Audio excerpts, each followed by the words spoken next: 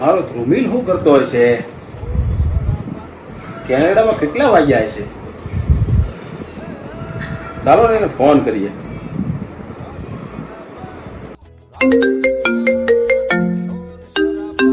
અરે પપ્પાનો ફોન, એ પણ અત્યારમાં? હા પપ્પા. ધ્રુમિલ, કેમ છે બેટા? કેમ જોબ સેટ થઈ ગઈ? ચાલો જાઓ, જોબને સાઈડમાં મૂક. તારું જમવાનું કેવું ચાલે છે? જમવાનું મળી રહી છે?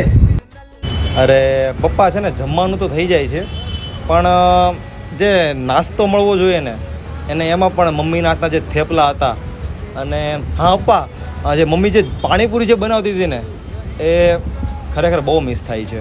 ના ના બેટા, પાણીપુરી નહીં, તારી મમ્મી જે બનાવતી ને જલપુરી બનાવતી હતી.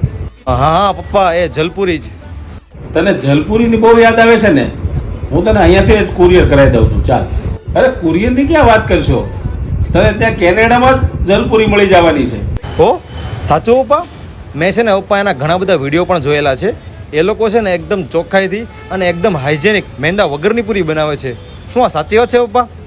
હા, જલપુરીની અંદર છે ને 0% મેંદો હોય છે.